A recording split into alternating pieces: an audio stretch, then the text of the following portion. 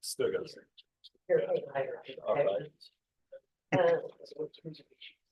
We see you.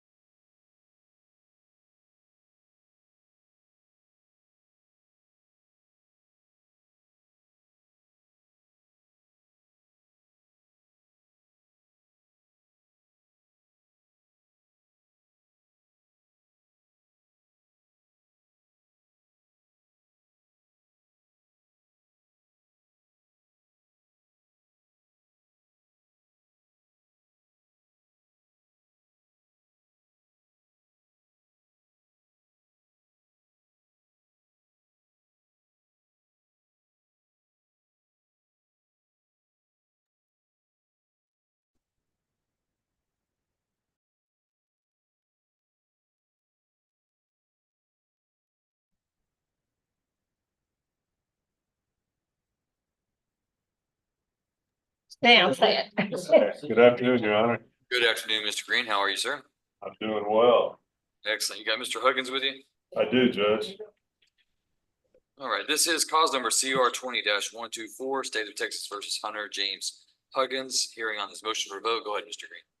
Judge, at this point, we don't have a plea agreement on this case. We'd like to discuss with the state the possibility of resolving this without a contested hearing, but the fact that it's set today, and I know the court likes to stay on top of these and move them as quickly as you can.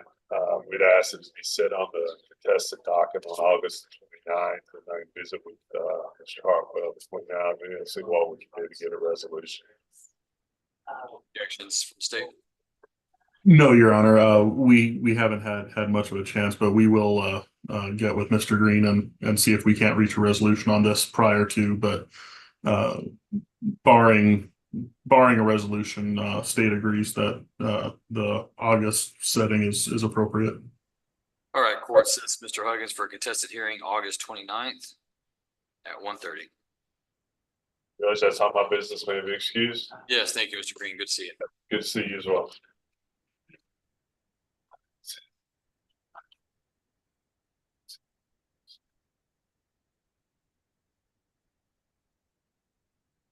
Anyone else ready, Ms. Abraham?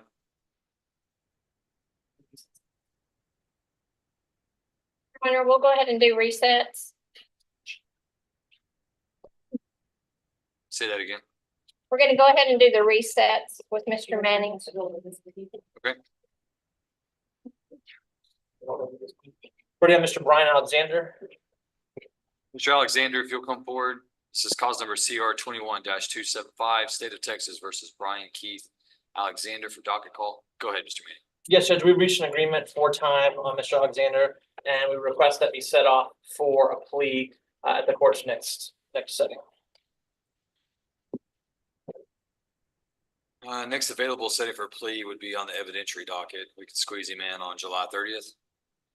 Judge, that's all right. If we want to just go to the normal Thursday docket, like I said, it's for time. Well, Thursday won't be till August 15th, and if he's agreeable to time, the sooner the better to get him to TDC and out of the jail. So Okay. Tuesday the 30th is the next criminal setting. July 30th. Yes, Judge, we'll take that.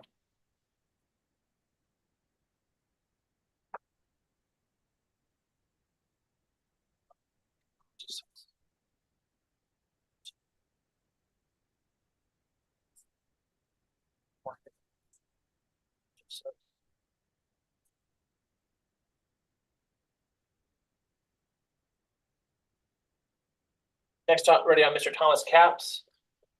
Thomas Allen Capps, CR 23-45. Motion to revoke, go ahead. Yes, Judge. Mr. Capps is set on a motion to revoke. The only allegation in the motion to revoke is a new offense. Mr. Capps is contesting both the motion to revoke and the new offense, so we'd ask to be set on the contested docket on July 30th. Any objection from the state? No objection, Your Honor. All right, court sets Mr. Cass for contested hearing July 30th, 1:30.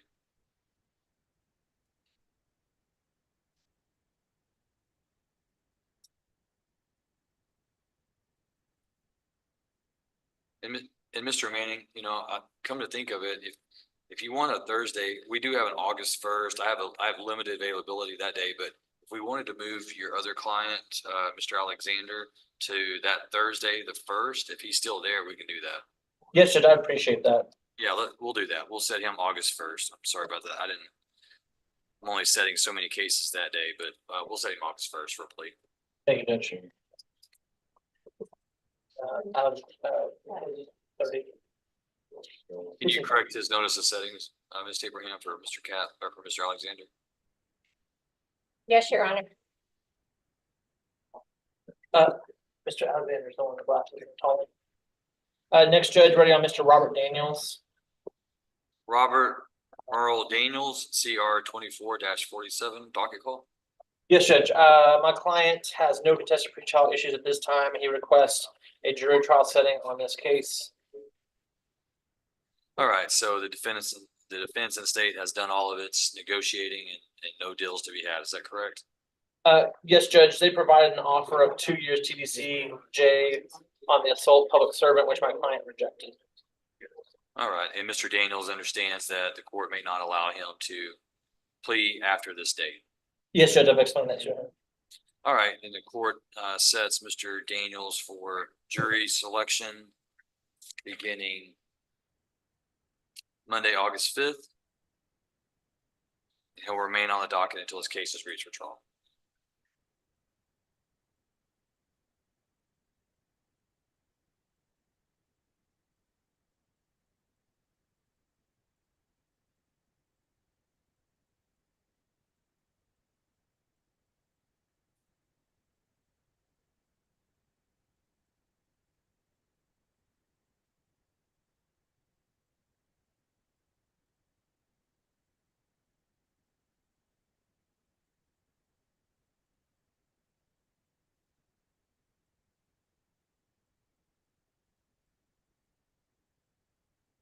Who's next?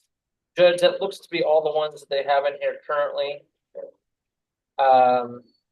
So I guess at this point in time, I'll let them switch folks out and I'll continue working on plea paperwork. Okay, very well. Ms. Abraham is our KPS profile. Ms. Hess, is she available? Is she in there or will she be later? Deputy Banda is gonna get her now when he takes the others back. Okay, just let me know. Okay. All right, court will stand in recess.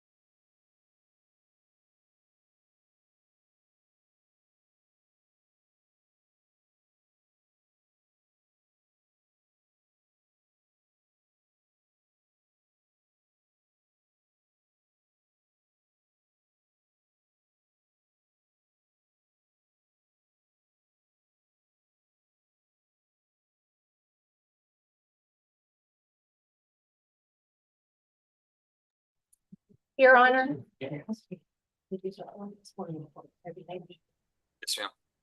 ma'am. this is Miss Hess. All right, Ms. Hess, this is a KPS profile hearing in cause number CR 16125. Ms. Hess, you were ordered on July 12th of 2016, after you were convicted of an offense, in a judgment, you were ordered to pay fines and or court costs in the amount of $2,603. The court finds that at this time you've not discharged all of the fines and fees that you were ordered to pay. So you have been arrested on this warrant, which is known as a KPS pro fine. It shows that, the original amount that you were ordered to pay, you had a $1,500 fine, you had $750, looks like reimbursement for attorneys, Crime Stoppers fee of $43, outside collections of about $700. It doesn't look like you ever paid anything on the amount of $3,383.90. Did you not? Did you go to TDC after you were in court that day? Yes, sir. I went to prison. I've been out for 4 years and I'm on parole. I've been doing parole. I wasn't even aware of that. And if I was, I'm gonna not make excuses for myself. That was a whole different me back then. I went to prison in 2017. I've been sober for 7 years. I've been on parole. I've been out on parole for 4 years. Nobody's contacted me. I honestly thought everything that I did ran concurrent with my 10-year sentence. That was my understanding. And I didn't know that I had things to take care of when I got out. If I did, I would have absolutely went and took care of that. I mean, I've been out on parole for 4 years and doing absolutely wonderful. Pro's about to release me on early release. They've got me on yearly where I only go in once a year.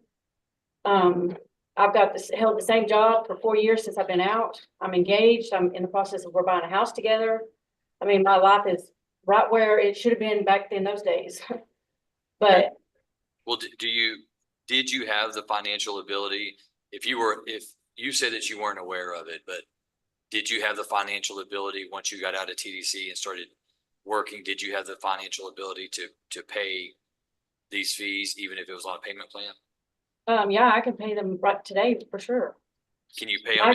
Can you pay them in full? I could probably pay them in full. Yeah. $3,383.90. I can pay every bit of that today.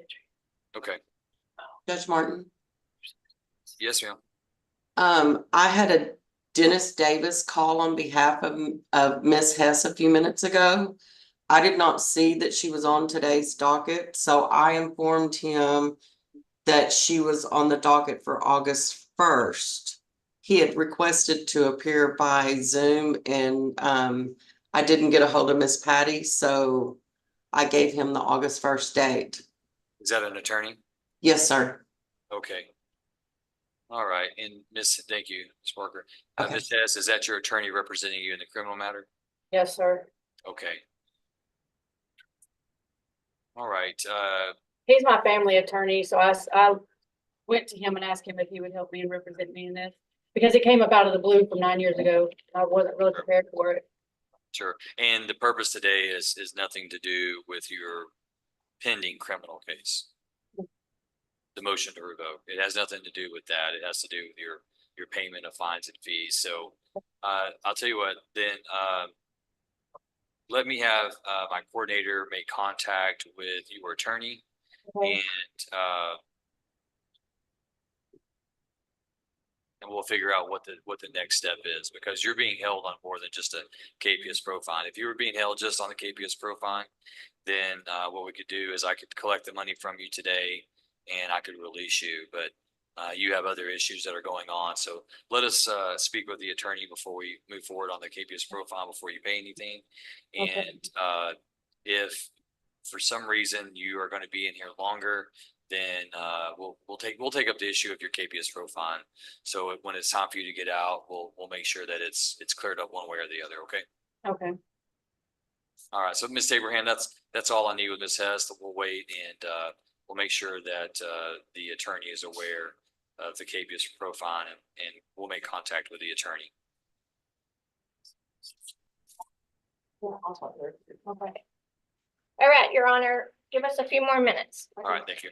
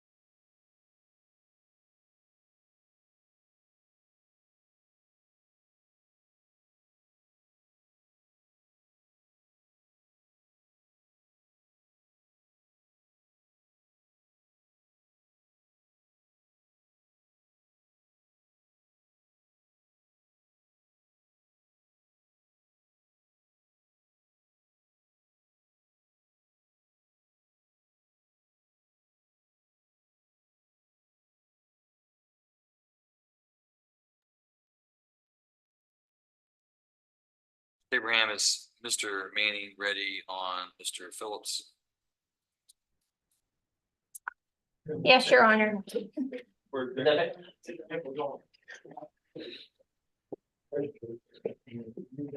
okay. All right, this is cause number CR 24-80, State of Texas versus William Howell Phillips III. I believe that we were set on status. Go ahead, Mr. Manning. Yes, Judge. This is the first time I've had an opportunity to speak to Mr. Phillips. I understand he is over in Kaufman County. I have received an offer on Mr. Phillips' case, and I was hoping to discuss that with him next time I'm over in Kaufman County next week. Besides that, I don't believe he's been arraigned, so if we could pull up a copy of the indictment and go ahead and arraign him, then that would help our next setting go a little more smoothly. All right, stand by.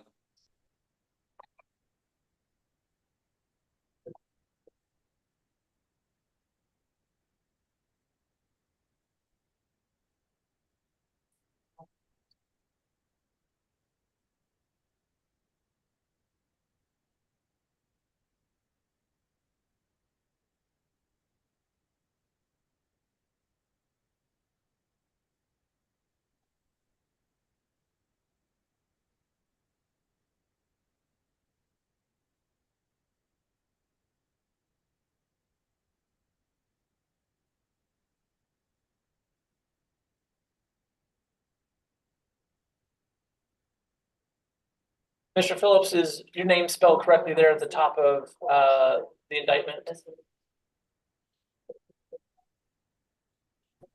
Yes, sir, it is. Okay. And you understand that you've been charged with a third-degree felony, and third-degree felony holds a range of punishment of Yes, 2 sir. years, up to 10 years, and up to a $10,000 fine. You understand that? Yes, sir.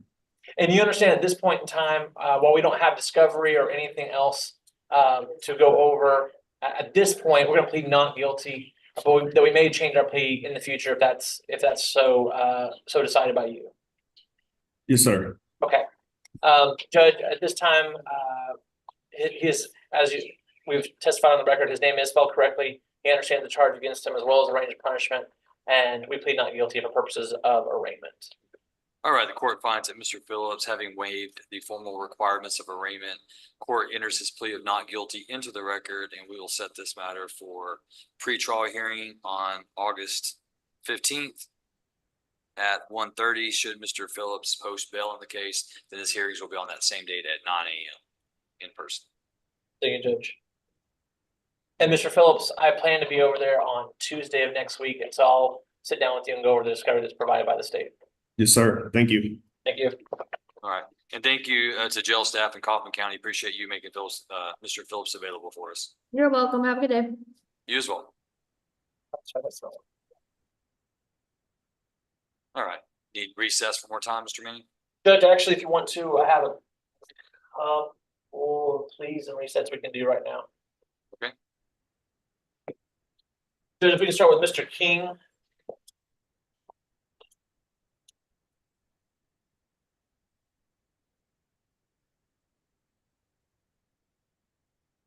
All right, this is cause number CR 24-59, State of Texas versus Keith D. King.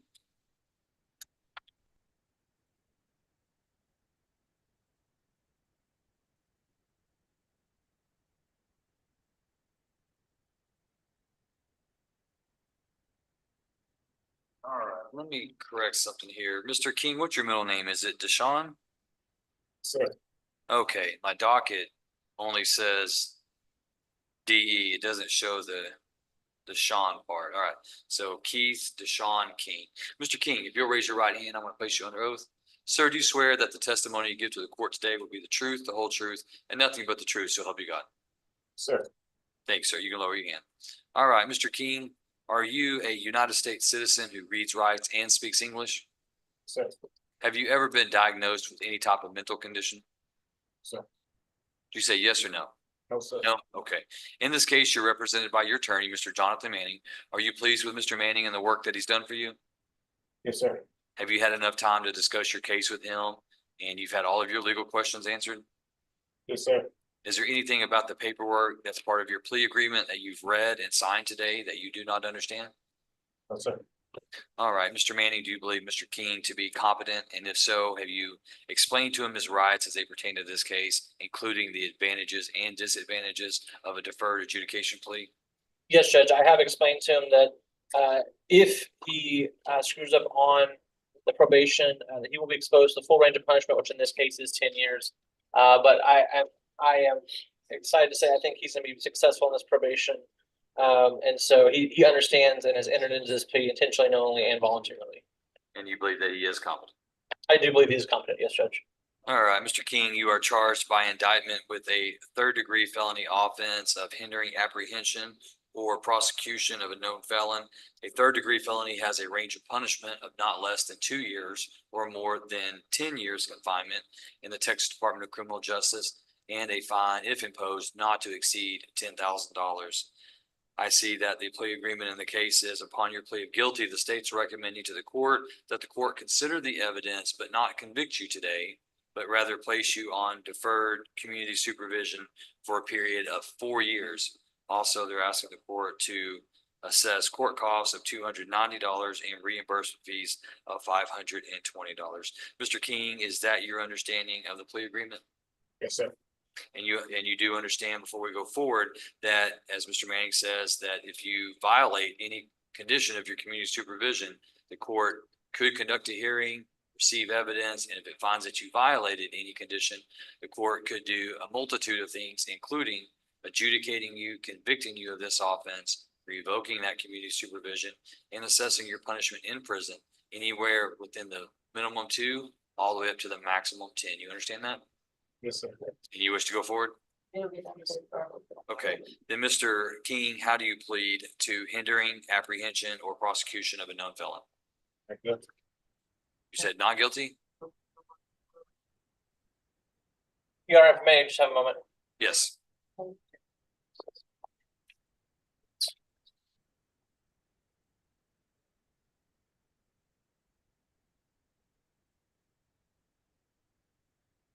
All right, so Mr. King, I'm going to ask you again.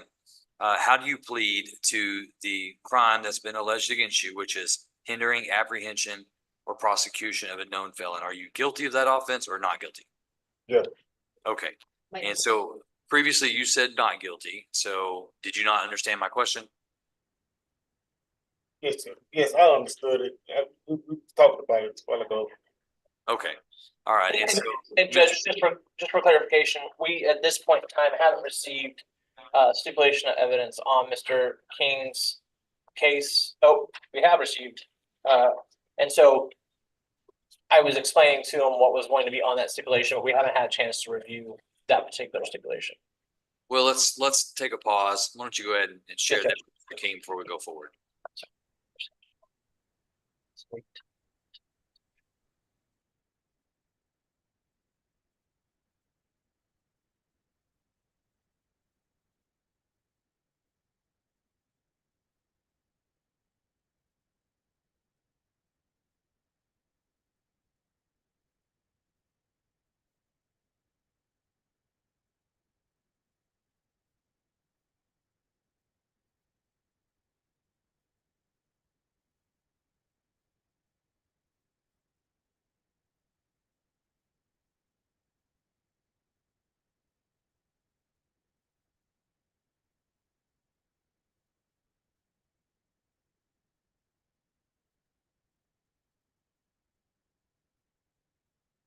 Sorry, you're muted.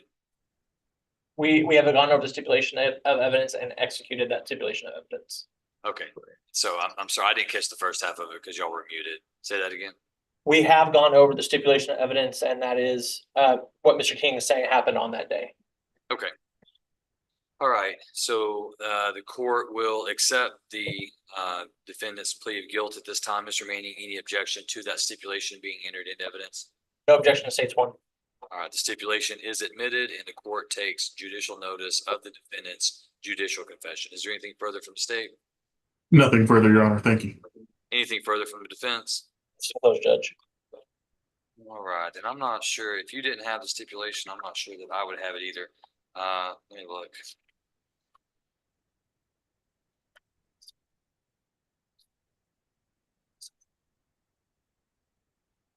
I don't have that stipulation. Can you hold it up to the screen so I can read that, please? Back up just a little bit. There we go. Now we're good.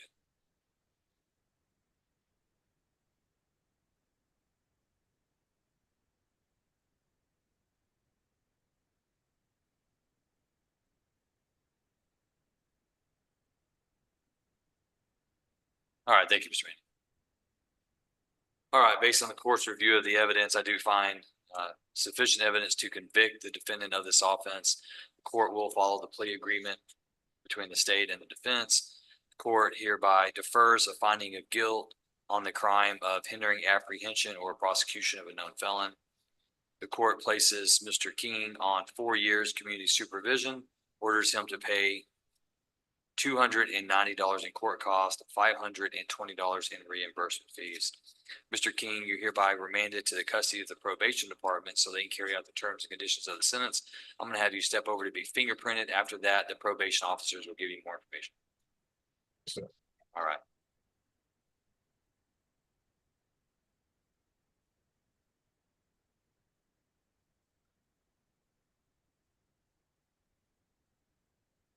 Who's next, Mr. Manning? Judge, next we're ready on Mr. Glasgow.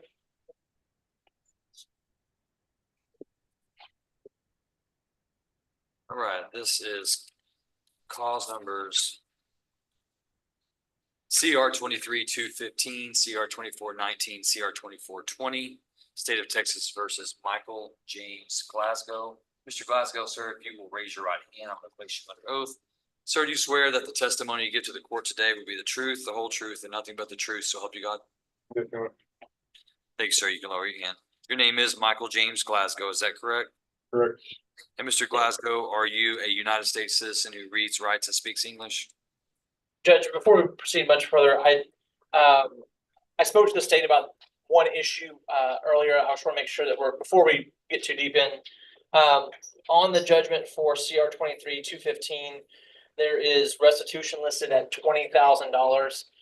The state and I had discussed a potential number that we would agree upon, which was different from that. I told the state that I would have to speak to my client about any amount of restitution. And when I discussed that with my client, he would like to contest just the restitution part. He is fine with the pleas, and we should go forward with those, but we would like a hearing on the restitution at some later point in time. So we'd ask that we go forward, have the plea soliloquy, be able to memorialize that, and then at such point in time where the state's ready to present evidence, go forward on a restitution hearing for the amount that's being requested by their victim. Mr. Hartwell, is the $20,000 restitution, is it an element of the plea agreement, or do you have an objection to what Mr. Glasgow is requesting? Your Honor, I think what I might propose is if I believe we're pleading to 2 cases today. What I would propose is taking the one case where no restitution was requested and maybe go forward on that one today, but rather than split the 215 cause number, we could set that one for a contested restitution hearing and do the plea at the same day. That way we could make sure the judgment is accurate. I think that might be an easier way to handle that one. Judge, I guess I would summarize, I don't think the primary issues of this elements of this offense are being contested, right? What's being contested is that sometimes when restitution is requested, it's not always supported. And so based on my review of the discovery, based on my client's discussion of that discovery, the number that's being asked in this case is not supported by any actual evidence. And so that's why I'm obligated to have a hearing on that particular issue alone. Like I said, we're not contesting the guilt of the 2 cases that he's prepared to plead for, and he wants to go forward with that plea today. It's just that we would like a chance to be heard on the restitution and let the state present their evidence to support such a number for restitution.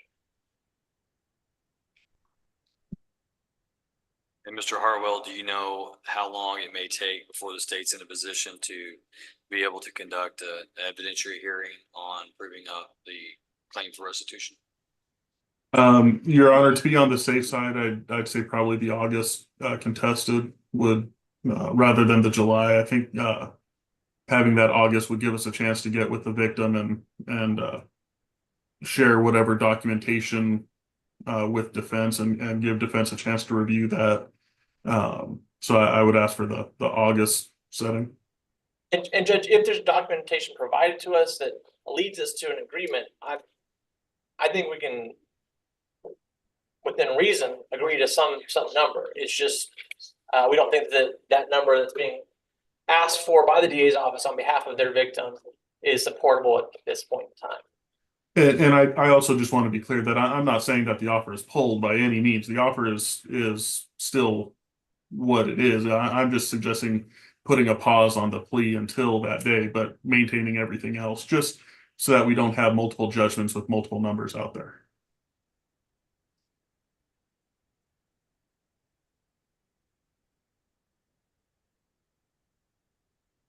If we go forward with a plea today, then cause number CR 23-215 would reflect a restitution amount of to be determined.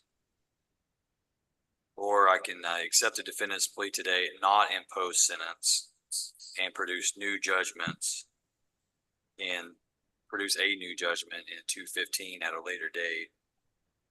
Judge, my only concern is this, and the reason I asked to get the judgments in effect today with that restitution be heard in the future is Mr. Glasgow has recently pled to another case, TDC time, and so if TDC comes and gets him, he will be unable to be brought back unless we bench warrant him. And so if we get it done today, I can appear as counsel on his behalf to argue that restitution number at such time if he's not present. If we don't begin that process at this point in time, then I'm afraid it'll just throw the whole thing on hold. Yeah, but if I impose sentence today, then TDC is going to be expecting him, and the jail's going to want to move him. So they're going to put in a ticket, and we would have to bench warrant him back. And I wouldn't want to hold him over for 2 months after he's pled guilty.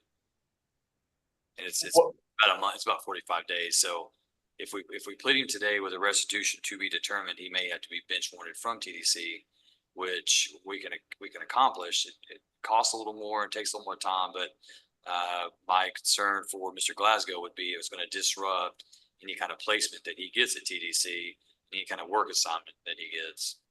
Judge, my proposal though is that we may not have to bench warrant him if we begin the plea today and we complete that portion of his plea, pleading guilty and such. The restitution could be at a later point in time, which he's absenced himself.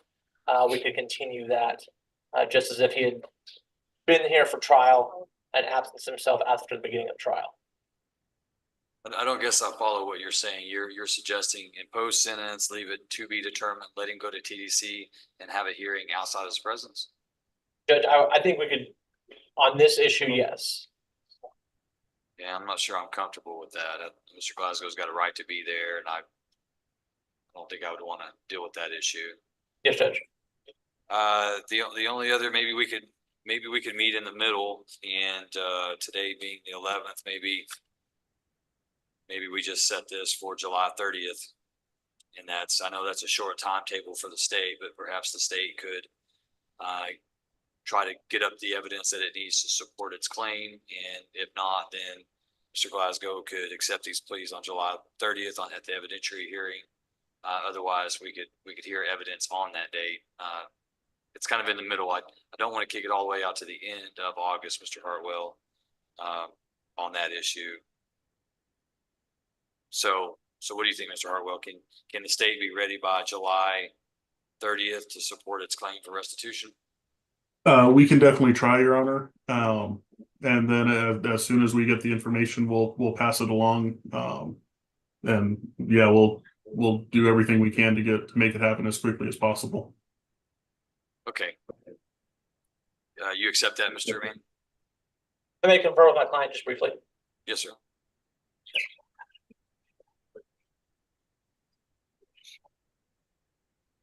Judge, my client, we fine with setting it off till the 30th. Okay. All right, then the court's gonna pass cause numbers, CR 20, go pass all cases, CR 23-215, CR 24-19, CR 24-20 to July 30th at 1:30 for a status on the restitution. Approve of. And if y'all get this matter taken care of beforehand, then it'll be just a regular plea that day. And we'll get him on his way. Thank you, Judge.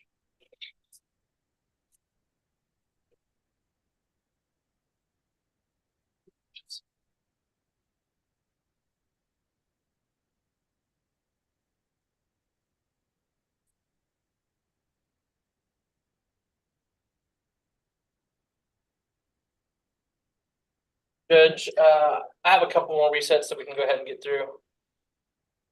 Okay, who's next? Judge, Mr. Stephen Graves. Stephen Ford Graves, cause number CR 24-53, CR 24-135. Mr. Graves set for arraignment and cause number CR 24-135. Have you seen the indictment in that case, Mr. Minnie? Judge, I have reviewed that. I've not reviewed it with Mr. Graves, but I have, we'll have opportunity to go over that with him. His name is spelled correctly. I've discussed the charge with him. He understands the new charge and his plea is not guilty to that charge. All right, court finds that Mr. Graves has waived the formal requirements of arraignment. The court does enter his plea of not guilty into the record. And the court, I'm presuming you want this set for pretrial along with his other case. That is correct, Judge. All right, is August 15th sufficient? Judge, due to the nature of the offenses and the amount of discovery, I request a little bit longer on Mr. Graves' case.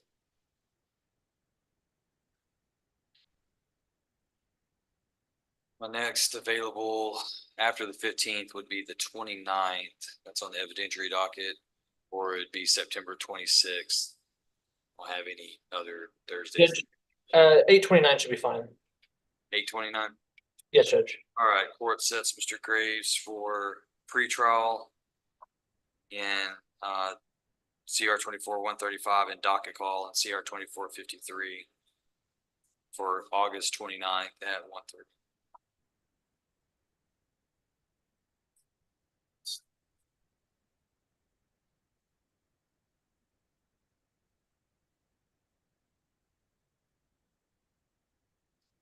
Who's next? Next, Judge, we have Mr. Garrett Jocelyn. Garrett Lee Jocelyn, CR 24-86 for pretrial. Yes, Judge. I am still waiting on the totality of discovery. Additionally, Judge, is my understanding that there are new cases either in the works or that have been recently indicted.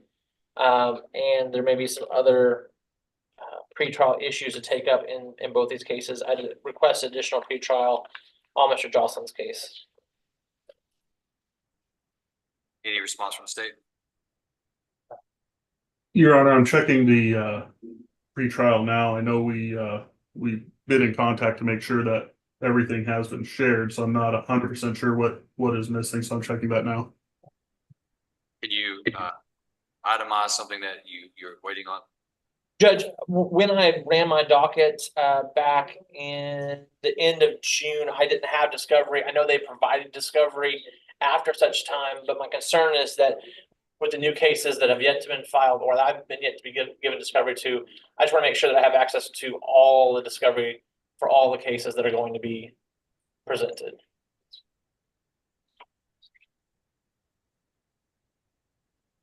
And Your Honor, from what I can see, I only see one open case. If there's new investigations, they haven't been delivered to our office yet. What's your basis for believing the new cases, Mr. Manning? My conversation with Mr. Hernandez, Mr. Hartwell, and Ms. Curry.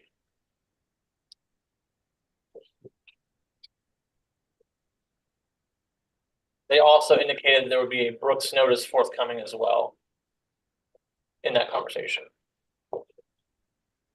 All right, the court's going to reset Mr. Joslin for August 15th.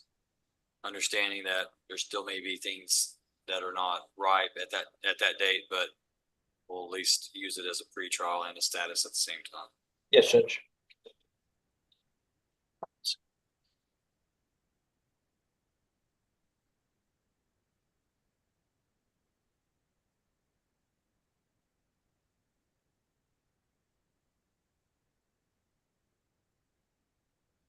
Judge, next ready on Miss Wood.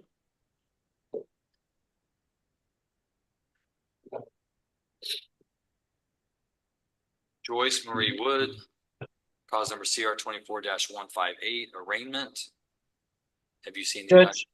Judge, Miss Wood's name is spelled correctly. She understands the charge against her as well as the range of punishment. Her plea is not guilty at this time.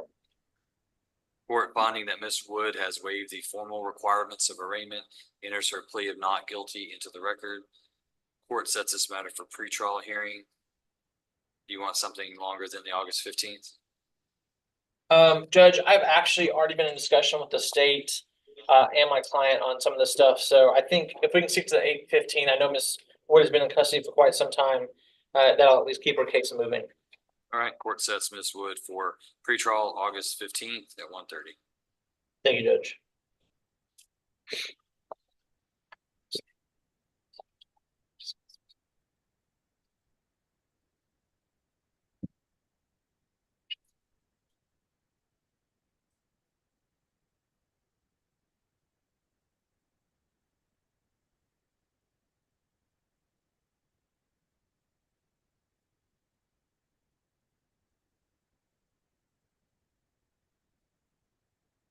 Who's next?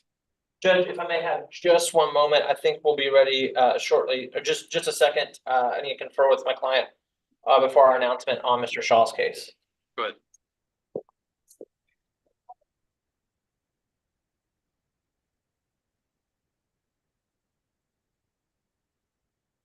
Judge, we're ready to announce on Mr. Bobby Shaw. All right, Mr. Shaw, come on up. This is Bobby Jean Shaw, cause numbers CR 23-118, CR 24-29, and CR 24-30 for docket call. Go ahead, Mr. Meany. Judge, my client rejects all offers made by the state and requests to be set on the jury selection docket. All right, and what offers were made so I can notate that for the record? Judge, there was an offer of 15 years concurrent on the assault and the arson case, as well as some restitution. It looks about $1,000 restitution. They're also requesting lifetime protective orders for those cases. All right, the court notes that the defendant has rejected all offers made by the state. Court doesn't find any agreement on any counter offers. The court is not going to accept any offers or negotiations after today's date. Court sets Mr. Shaw for jury selection. We'll begin this August 5th for jury selection. Mr. Shaw may become a special setting. If so, I'll notify counsel. Yes, Judge. And Your Honor, if I may, Yes, sir. Go ahead. I just wanted to address this court's no contact order. Mr. Shaw continues to violate that order of the court, whereby he is making contact with Tiffany Shaw. He continues to send letters from the jail, Your Honor. He's already been warned. His number has been blocked, so he's unable to make those phone calls. But now he's sending letters. He's actually not even placing her name on it, but rather an address to avoid somebody at the jail acknowledging the fact that that is on a no contact person. So this is the third or fourth time. I believe I brought it to the court's attention the last time. Okay, and what would you propose the court do, Mr. Hernandez? I mean, he's in jail. He's not on bail. I don't think I can restrict him from mailing. I mean, if anything, it's probably a 404B issue now for the state. But is there something that the state would ask the court to do? Well, I guess I'm just wondering if Mr. Shaw knows what a no contact or protective order is, Your Honor. That's I guess plain and simple. because he's never abided by that. In fact, he showed up to a court hearing with the victim, the alleged victim of the arson. Hand in hand, they showed up together. So I don't believe he appreciates or understands what a no contact or protective order is. And I was hoping that maybe the court could address that with him. And Judge, if I may, there was, from my understanding of the timeline, there was not a protective order in place for the individual that he showed up with in court, as she was not a listed victim for the arson case. I have advised, however, Mr. Shaw, since that point in time, upon the request of the DA's office, that he not contact any of the individuals that are connected to the cases that are currently charged. And I have brought that to his attention. As far as in regards to if there's some actions that the state intends to proceed with, I have not yet this afternoon, provided the admonishment that I was given this morning, that there may be potential cases forthcoming from the DA's office if the violations continue. But other than that, I've already provided that information to Mr. Shaw previously. All right, and so Mr. Shaw, this court has ordered that you not have any contact with the alleged victim in your cases.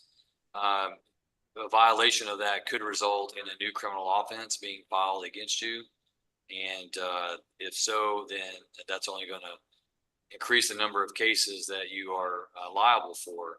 And also, this, just so you're aware, and I'm sure Mr. Manning's already told you, the state could use violations of pretrial release orders, court orders against you in any trial to show noncompliance with the law to argue for increased incarceration. So I've already ordered you not to have contact, and I'm ordering you again not to have contact with any victim related to any of the cases that you're indicted on. You understand? Yes, Your Honor. All right, so you've been admonished. Thank you, Mr. Hernandez. Thank you, Your Honor. And may Judge Mr. Shaw be excused? Yes. You're Thank excused. you, Your Honor. You're welcome. Judge, I believe the last person I have for recess is going to be Mr. Young.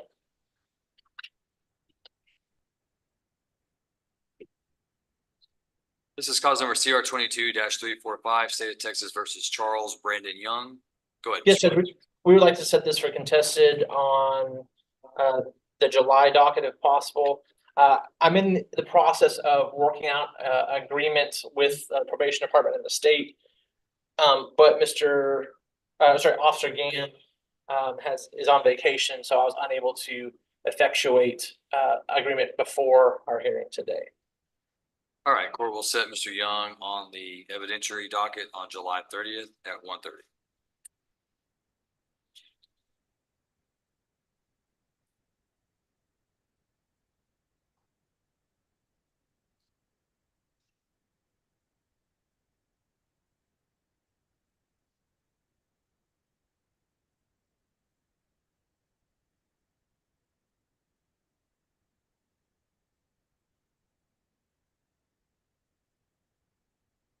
Judge, I believe that all is all the business I have prepared at this point in time. If I have a couple minutes, I have quite a few pleas to knock through. Yes, sir. Yes, sir. Go ahead. Thank you. Mr. Abraham, are there any other matters that we can take up, or the rest of Mr. Manning's clients?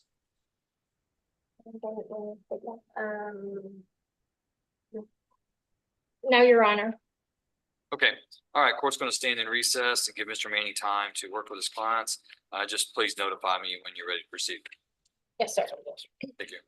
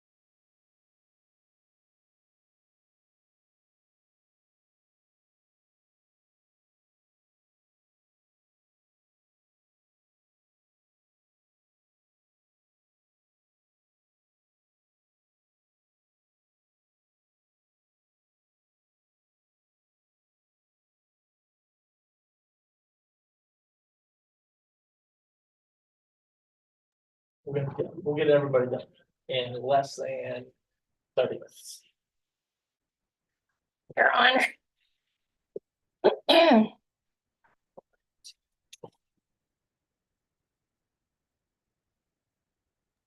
Are you ready for Judge? Yes, I text him. Oh, okay. Sorry. That's okay.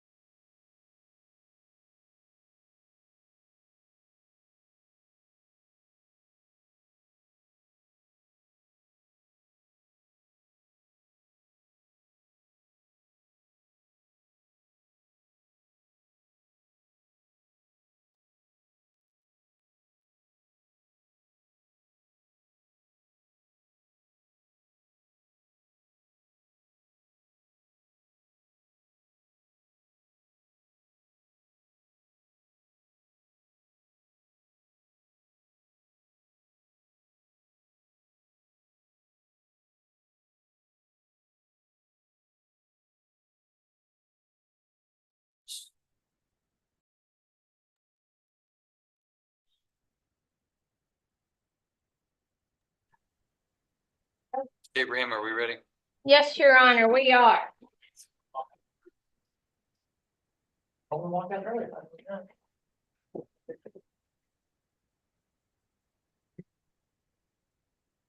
right, who's first, Mr. Manning? We got Mr. Ertzberger. All right, this is cause number CR 24-69, State of Texas versus Jacob Thomas Ertzberger. Mr. Ertzberger is charged with burglary of habitation. Are we going forward with a plea today? Yes, Judge. All right, Mr. Ertzberger, if you'll raise your right hand and place you under oath. Sir, do you swear that the testimony you give to the court today will be the truth, the whole truth, and nothing but the truth, so help you God? Yes, sir. All right, thank you. You can lower your hand. All right, Mr. Ertzberger, your name is Jacob Thomas Ertzberger, correct? Yes, sir. And Mr. Ertzberger, are you a United States citizen who reads, writes, and speaks English? Yes, sir. Have you ever been diagnosed with a mental condition? No, sir. In this case, you're represented by your attorney, Mr. Jonathan Manning. Are you pleased with Mr. Manning as your attorney? Yes, sir. You feel like you've had enough time to talk with him about your case, that you've had all of your legal questions answered, and that you understand everything that you've read and signed in your plea agreement? Yes, sir. Do you have any questions before we go further? No, sir. Mr. Manning, do you believe Mr. Ertzberger to be competent? And if so, have you explained to him his rights regarding the case, including the advantages and disadvantages of a deferred adjudication plea? Yes, Judge, he is competent, and I have explained the advantages and disadvantages, specifically explaining that if he violates, he'll be exposed to the full range of punishment in this case, which is up to 20 years. All right, Mr. Ertzberger, you are charged by indictment with burglary of a habitation. That is a second-degree felony that does have a range of punishment of not less than 2 years or more than 20 years confinement in TDC, and also a possible fine not to exceed $10,000. I see the plea agreement in your case is that you would plead guilty to that crime in exchange for the state recommending to the court that the court hear the evidence, not convict you today, but place you on 6 years of community supervision, along with fines, court cost, reimbursement fees, and your restitution amount to be determined at a later date. In addition, the state would be dismissing an unfiled theft of mail charge. Is that your understanding of the agreement? Yes, sir. All right. All right, then, Mr. Ertzberger, how do you plead to burglary of a habitation? Guilty. Are you pleading guilty to that crime because you are in fact guilty of committing that crime? Yes, sir. Has anyone threatened, forced, or pressured you to plead guilty? No, sir. All right, the court does accept the defendant's plea of guilt. Mr. Manning, any objection to the stipulation of evidence? No objection is offered. All right, the stipulation of evidence is admitted and the court takes judicial notice of the defendant's judicial confession. Anything further from the state? Your Honor, just that state is in compliance, sent out victim impact statement, but it was not returned. All right, thank you, Mr. Hartwell. Anything further from the defense? Nothing from defense, Judge.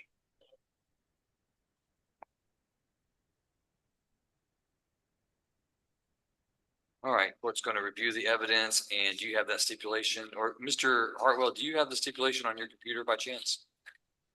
Your Honor, I could probably find it to share it. Yeah, that might be easier. Let me go down here and make sure that you have the ability to share.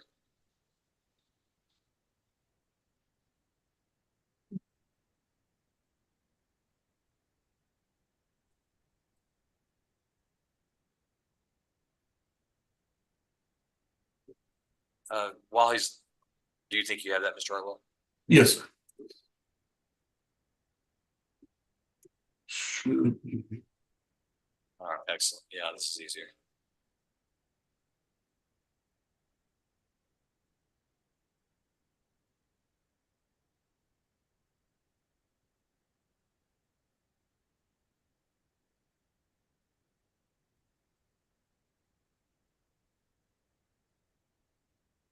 All right.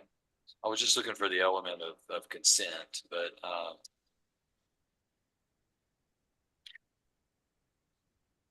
And Judge, we would stipulate that that was without consent. I also note for the record that I believe at that time that residence, or the portion of the residence that he entered was open, and it was an unoccupied at that point in time. all right, thank you. Thank you, Mr. Hartwell. You can stop the share. All right, based on the evidence presented, the court finds that there is sufficient evidence to convict Mr. Ertzberger of this offense. The court will follow the plea agreement. The court defers a finding of guilt on the second-degree felony offense of burglary of a habitation, places Mr. Ertzberger on 6 years community supervision, orders him to pay a $1,000 fine, $290 court costs, $520 in reimbursement fees. Further, the court finds that restitution, if ordered, will be determined at a later hearing, and the court does dismiss under section 1245 unfiled DA 2024-171 theft of mail between 10 and 30 addresses. Mr. Ertzberger, you're hereby remanded to the custody of the probation department so they can carry out the terms and conditions of the sentence. Once you're fingerprinted, the probation officers will give you more information. Thank you, sir. You're welcome. Judge, next ready on Mr. Gilchrist. All right, Gordon Alexander Gilchrist, cause numbers CR 24-161, CR 23-213, CR 23-233. Mr. Gilchrist, are we going forward with the plea today, Mr. Manning? Yes, we are, Judge. All right, Mr. Gilchrist, if you'll raise your right hand, I'm going to place you under oath. Sir, do you swear that the testimony you give to the court today will be the truth, the whole truth, and nothing but the truth, so help you God? Yes, sir. All right, you can lower your hand. Your name is Gordon Alexander Gilchrist, is that correct? Yes, sir. And Mr. Gilchrist, are you a United States citizen who reads, writes, and speaks English? Yes, sir. Have you ever been diagnosed with any type of mental condition? Yes, sir. ADHD. Are you currently on medication or under treatment for that? Yes, sir. Do you feel like that ADHD is in any way affecting your ability to understand the proceedings today? No, sir. In this case, you're represented by your attorney, Mr. Manning. Are you pleased with Mr. Manning and the work that he's done? Yes, sir. Do you have any questions about anything that you've read and signed today? No, sir. Mr. Manning, do you believe Mr. Gilchrist to be competent? And if so, have you explained to him his rights as they pertain to this case? I have, Judge. And he is competent. And you believe that he's entering into this agreement intentionally, knowingly, and voluntarily? I do, Judge. All right, Mr. Gilchrist, you are charged with the third-degree felony offense of continuous violence against the family. This is cause number CR 24-161. A third-degree felony carries a range of punishment of not less than 2 years or more than 10 years confinement in the Texas Department of Criminal Justice, and a possible fine not to exceed $10,000. I see in this case that upon your plea of guilty, the state's recommending that the court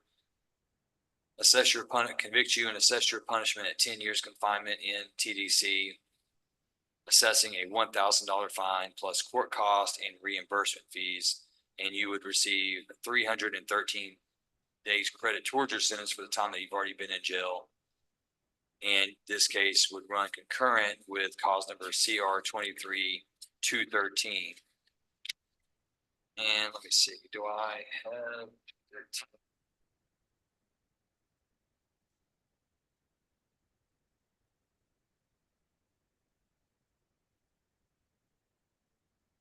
And cause number CR 23-213, you're charged with violation of a bond or protective order. So that case would run concurrent in that matter. Is that your understanding of the plea agreement on the continuous violence against the family?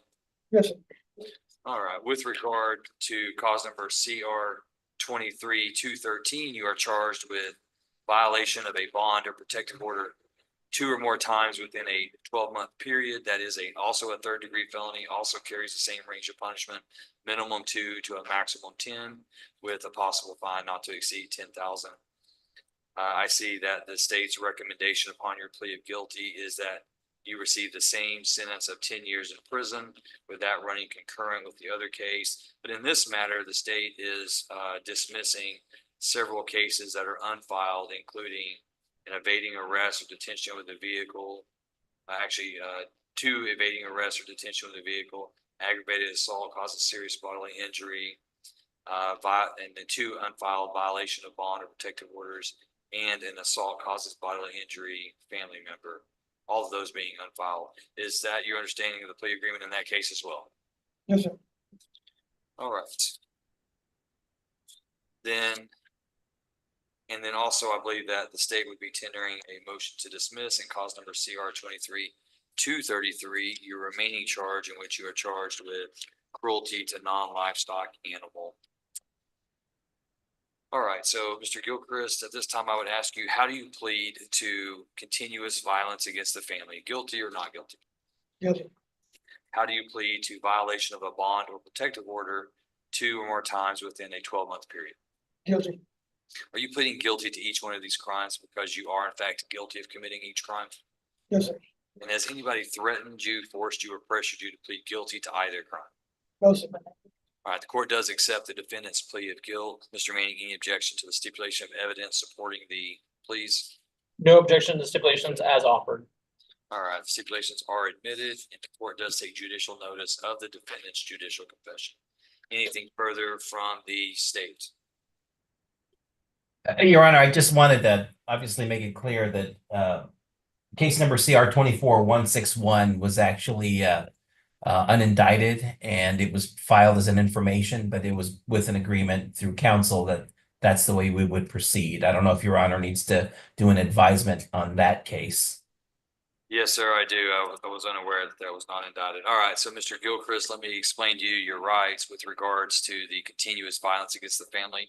That is a felony offense, and the only way any individual, including yourself, can be brought to trial or held over for a prosecution for a felony offense is that the case has to be presented to a grand jury, and the grand jury has to present an indictment after the presentation of evidence that convinces them that there's probable cause to believe that you committed the offense.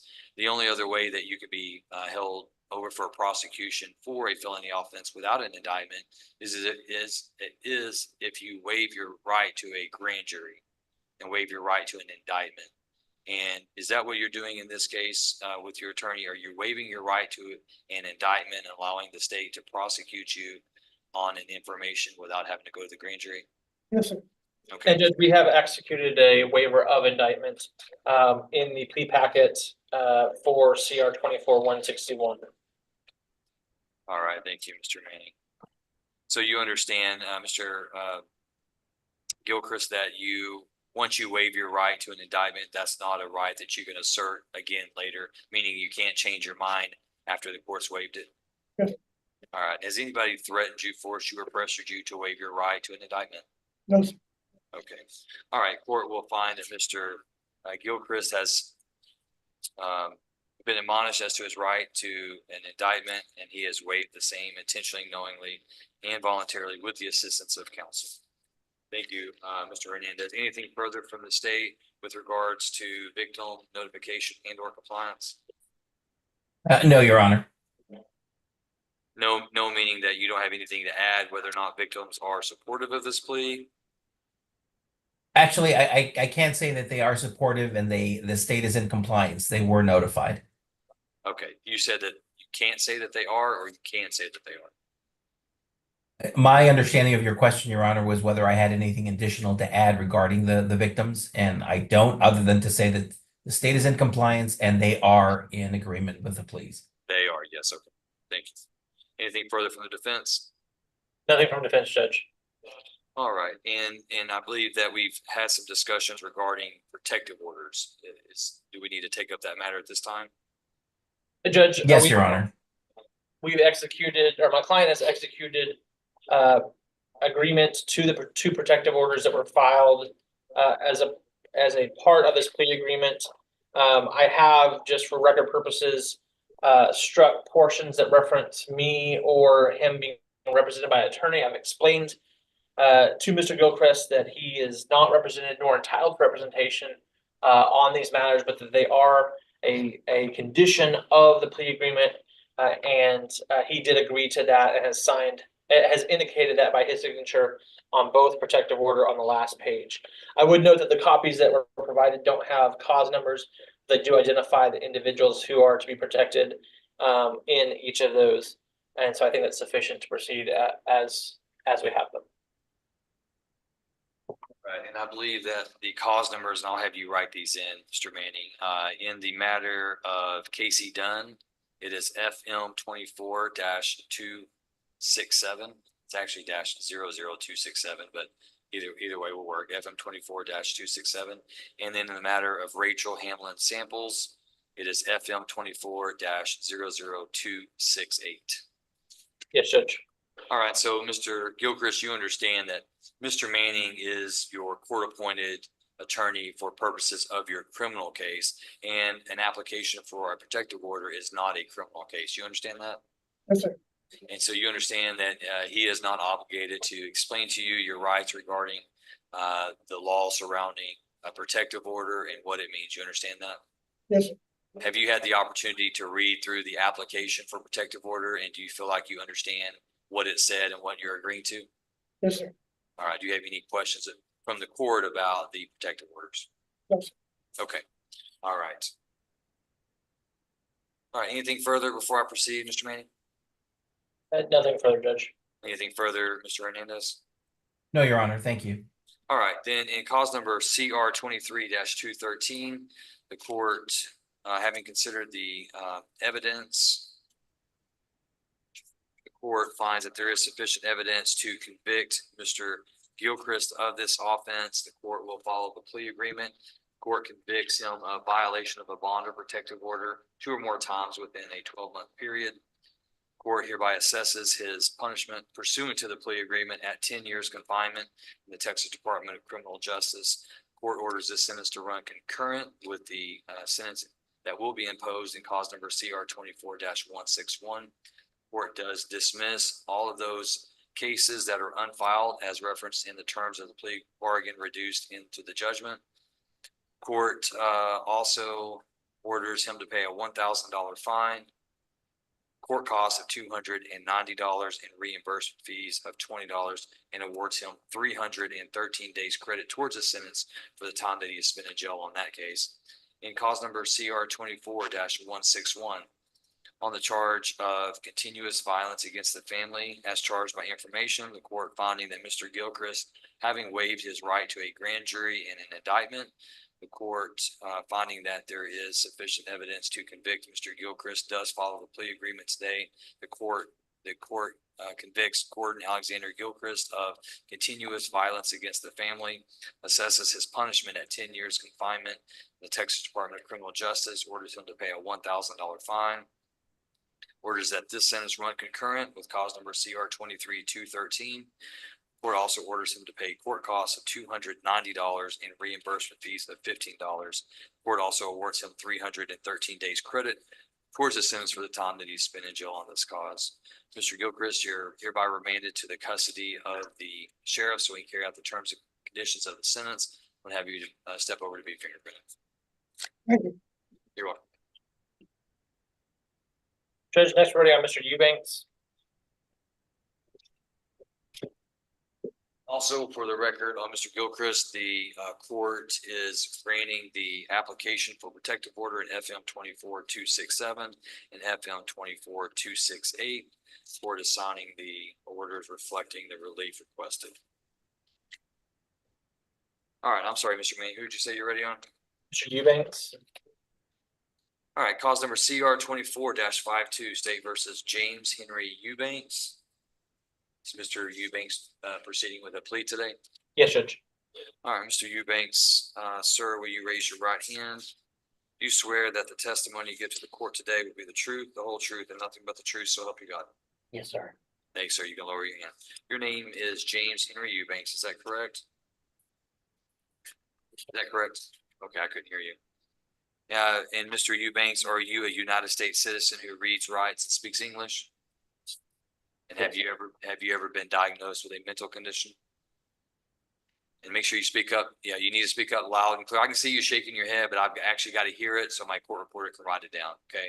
And so my understanding is your answer to that question was no, you've not been diagnosed with a mental condition, correct? Yeah. Okay. In this case, you are represented by your attorney, Mr. Manning. Are you pleased with Mr. Manning and the work he's done for you? Yes, sir. You feel like you've had enough time to talk with him about your case and that you've had all of your questions answered about your case and that you understand everything you've read and signed today that's part of your plea agreement? Yes, sir. Do you have any questions before we go further? No.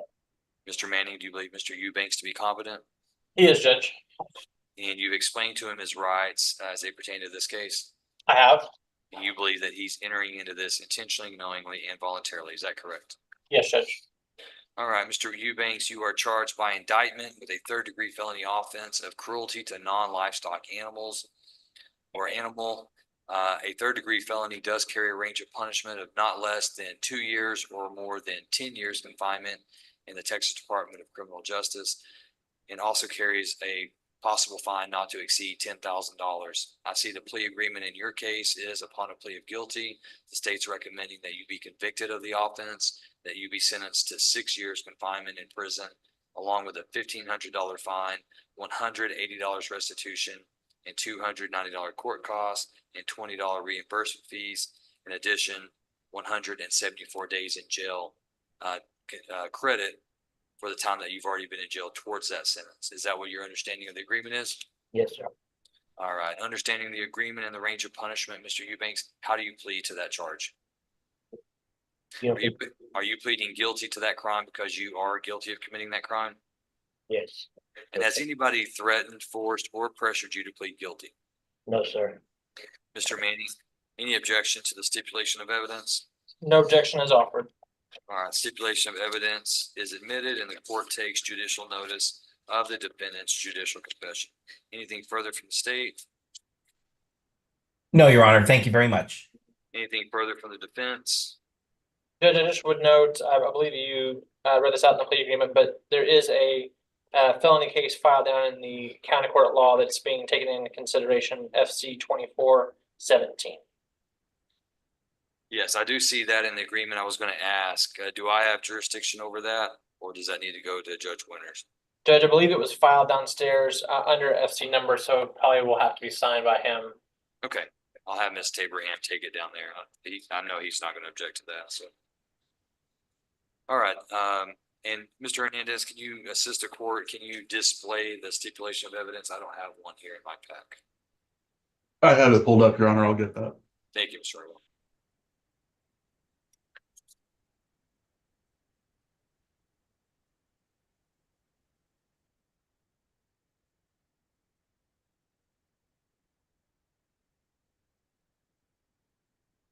Thank you, Mr. Harwell.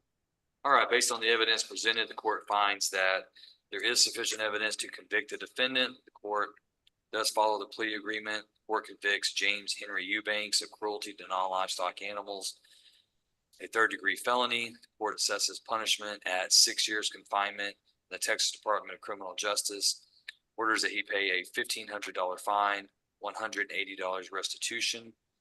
The court does take into consideration actually, no, this court's not going to take it into consideration. Court's going to find that that is a agreement as to the state and the defense that FC 2417 be taken into consideration. The court will forward that to county court law for consideration. Court does order him to pay $290 court cost and $20 reimbursement fees, and awards him 174 days credit towards a sentence for the time that he has spent in jail on this cause. All right, Mr. Eubanks, you hereby remanded to the custody of the sheriff so he can carry out the terms and conditions of the sentence. Yeah, thank you. You're welcome.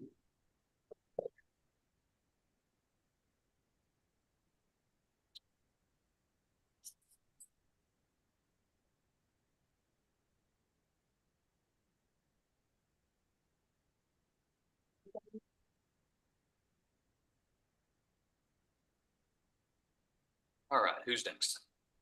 On Mr. John Luke Hanson.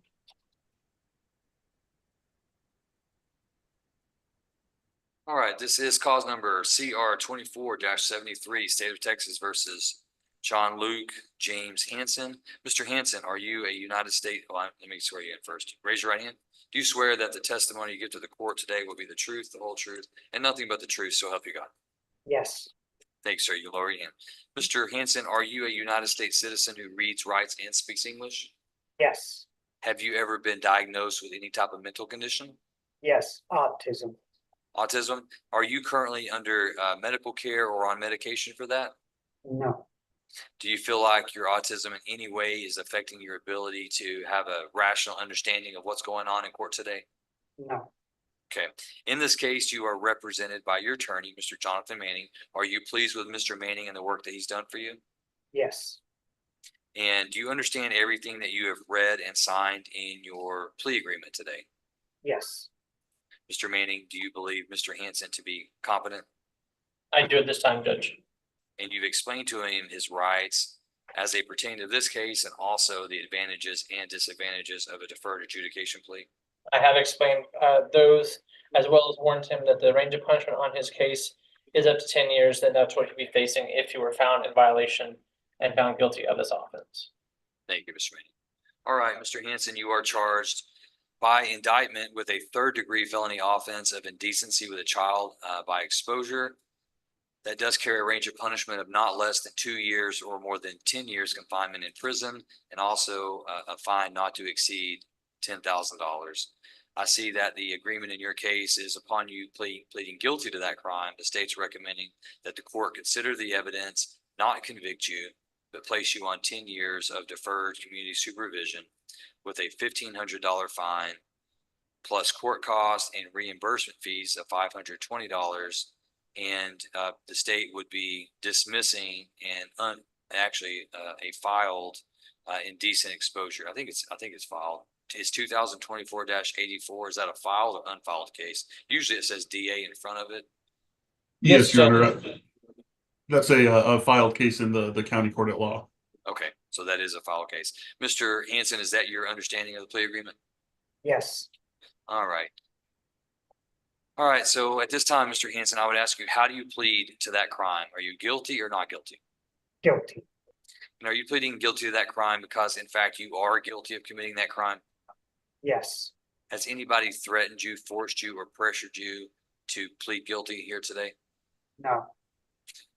All right, the court does accept the defendant's plea of guilt. Mr. Manning, any objection to the stipulation of evidence? No objection as offered. All right, stipulation of evidence is admitted, and the court does take judicial notice of the defendant's judicial confession. Anything further from the state? Your Honor, just that the state is in compliance. The victim impact statement was sent out and was not returned. Thank you, sir. Anything further from the defense? Nothing from defense, Judge. All right, and Mr. Hartwell, can you assist me with a stipulation? Yes.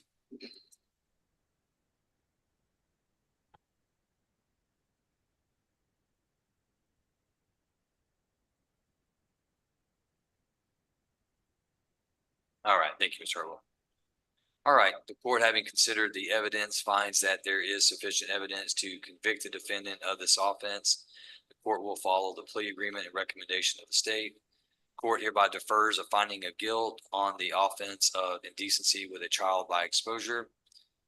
The court defers punishment, places him on 10 years of community supervision, orders him to pay a $1,500 fine, $290 court cost, $520 of reimbursement fees, and the court does dismiss under section 1245 filed cause number 2024-84 indecent exposure. Mr. Hanson, you hereby remanded to the custody of the probation department so they can carry out the terms and conditions of the sentence. Please step over to be fingerprinted.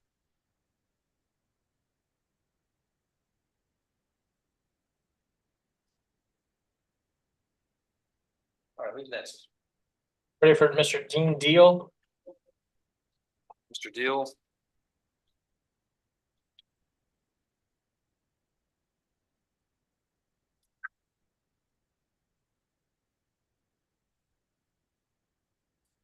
All right, this is cause number CR 24-49, State versus Dean Evan Deal. Mr. Deal, will you raise your right hand? I'm going to place you under oath. Sir, do you swear that the testimony you give to the court today will be the truth, the whole truth, and nothing but the truth, so help you God? Yes, sir. All right, thank you. You can lower your hand. All right, your name is Dean Evan Deal, is that correct? Yes, sir. And Mr. Deal, are you a United States citizen who reads, writes, and speaks English? Yes, sir. Have you ever been diagnosed with any type of mental condition? No, sir. Okay. And in this case, you're represented by your attorney, Mr. Manning. Do you feel like you've had enough time to talk with Mr. Manning about your case and that you've had all of your legal questions answered? Yes. Are you pleased with the work that he's done for you? Yes. Do you have any questions about any of the paperwork that you've read over and signed today that's part of your plea agreement? Say again. Yes. Do you have a question? Oh, no. You understand everything that you've read and signed? Yes, sir. Do you have any questions about anything before we go further? No, sir. Okay. Mr. Manning, do you believe Mr. Deal to be competent, I do, Judge. and you've explained to him his rights as they pertain to this case? I have. And you believe that he is entering into this agreement intentionally, knowingly, and voluntarily? I do.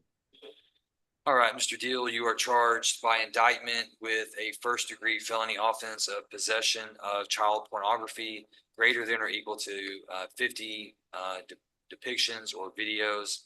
A first-degree felony does carry a range of punishment of not less than 5 years or more than 99 years or life confinement in the Texas Department of Criminal Justice, and a fine of not to exceed $10,000 if imposed.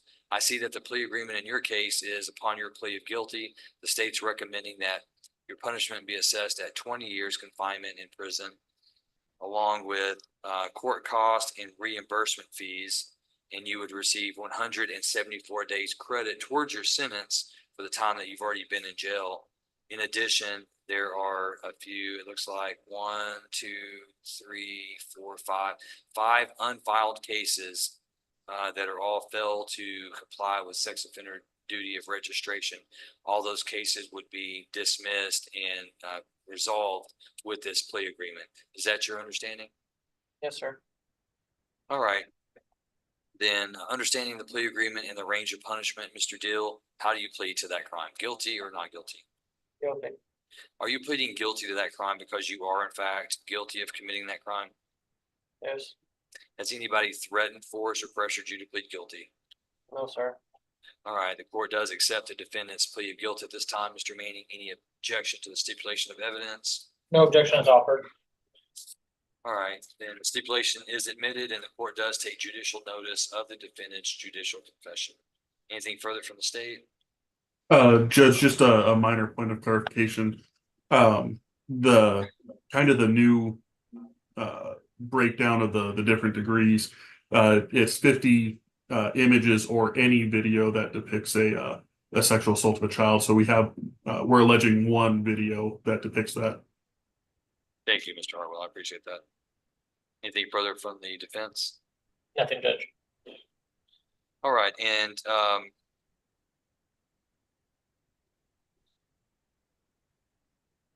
this is a Chapter 62 offense, is it not?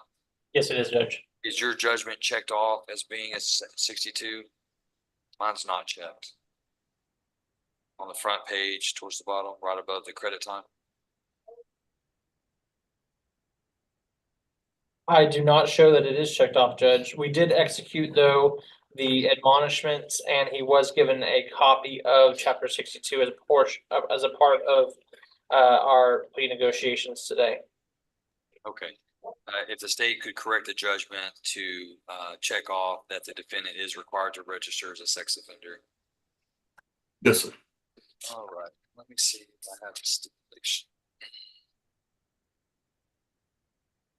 I don't think I have a stipulation, Mr. Hartwell. And let me tell you, Mr. Hartwell, if there's anything that we need to refrain from displaying to the public, as far as names of victims or anything of that nature, if you'll just let me know, we could probably set this up another way where I can review it online without public disclosure. So. Okay, yes, sir. This one, there are no names.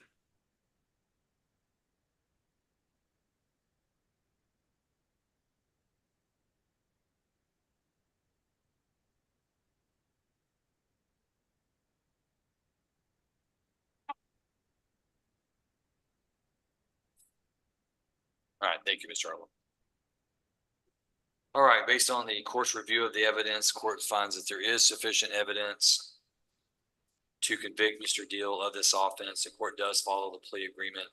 The court convicts Dean Evan Deal of possession of child pornography, a first-degree felony. The court does assess his punishment today pursuant to the plea agreement at 20 years confinement in the Texas Department of Criminal Justice. Court orders him to pay $290 court cost and $20 reimbursement fees.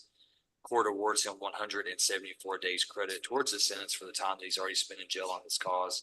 And the court dismisses under Section 1245 all unfiled failure to comply with sex offender duty of registration as outlined in the judgment.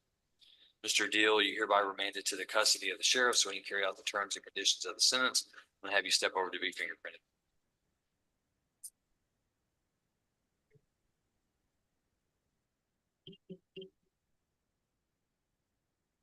Mr. Overstreet next. Yes, Judge. And Your Honor, for this stipulation, I'll get that to you and Mr. Manning simultaneously so that you're able to view it, but probably not one to public. Understand. And Judge, we have a copy and have reviewed the copy and signed the copy. So if he wants to just send it in a breakout session, we would be fine with that. Okay.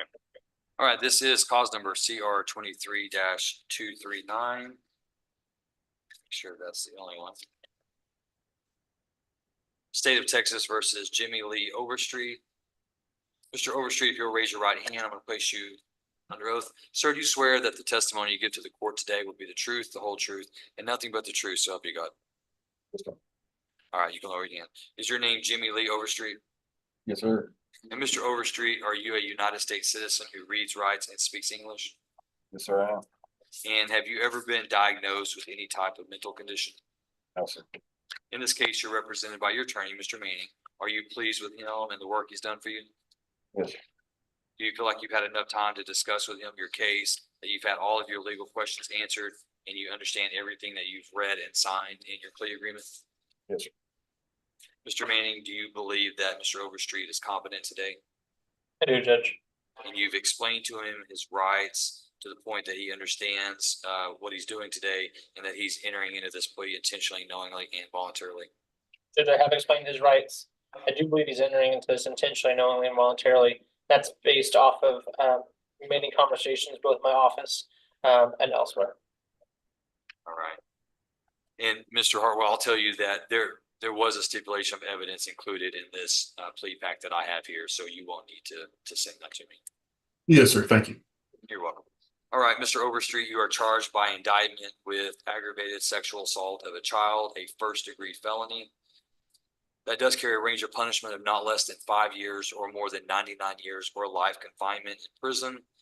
Also carries a possible fine not to exceed $10,000. I see the plea agreement in your case is that upon you pleading guilty, the state's recommending to the court that the court consider the evidence, convict you of the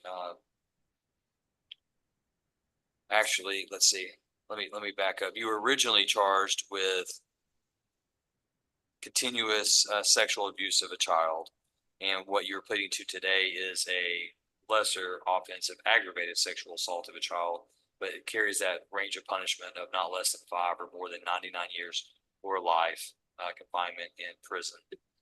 I see that the plea agreement is that you would plead guilty to the lesser included offense of aggravated sexual assault of a child with a punishment recommendation of 15 years confinement in prison and a $100 fine plus $290 court costs and $35 reimbursement fees, and that your jail time credit is 92 days.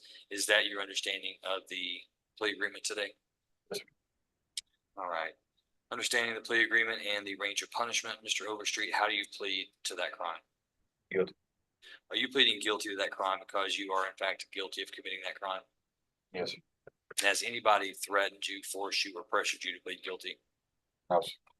All right, court does accept the defendant's plea of guilt at this time. Mr. Manning, any objection to the stipulation of evidence? No objection as offered, Judge. All right, stipulation of evidence is admitted and the court does take judicial notice of the defendant's judicial confession. Is there anything further from the state? Your Honor, just that the state is in compliance. Victim impact statement was provided to victim and not returned. Thank you, Mr. Hartwell. Anything further from the defense? Not on the plea, Judge.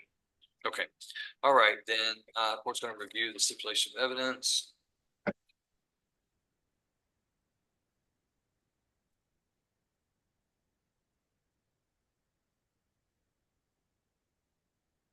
All right, based on the evidence before the court finds that there is sufficient evidence to convict the defendant. The court does follow the plea agreement today. The court convicts Jimmy Lee Overstreet of aggravated sexual assault of a child, assesses his punishment on a first-degree felony to 15 years confinement in the Texas Department of Criminal Justice Institutional Division.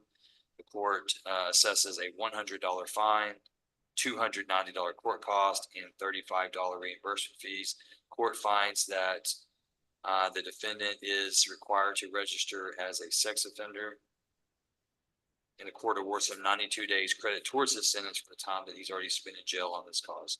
Mr. Overstreet, you're hereby remanded to the custody of the sheriff so he can carry out the terms and conditions of the sentence. I'm gonna have you step over to be fingerprinted.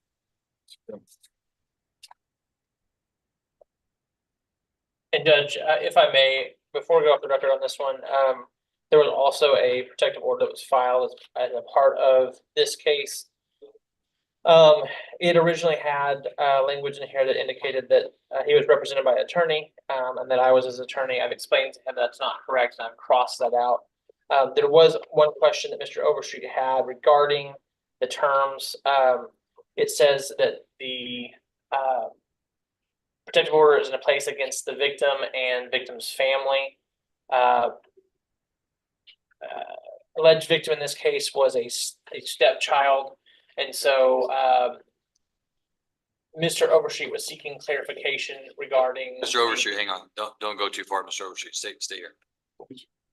Mr. Overstreet would like to receive clarification that would not restrict him from being in contact or around any of his biological family.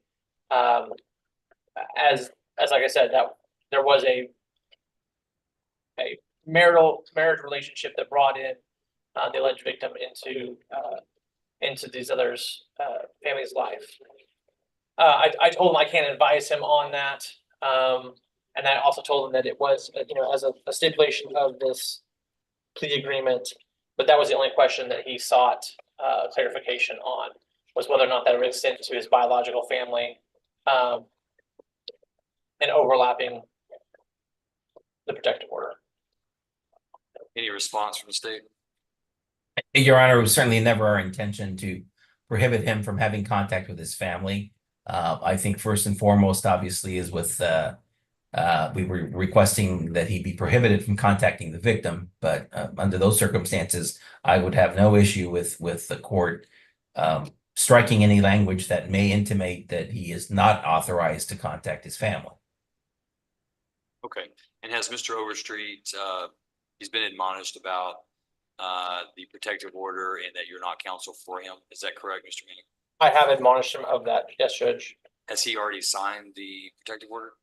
He has, Judge. And the specific section that he was concerned about, I apologize. I have my finger on it. Was paragraph or section 4, Roman numeral 4, section A, as it contains A and B as it contains to the alleged or the victim and the victim's family. Okay.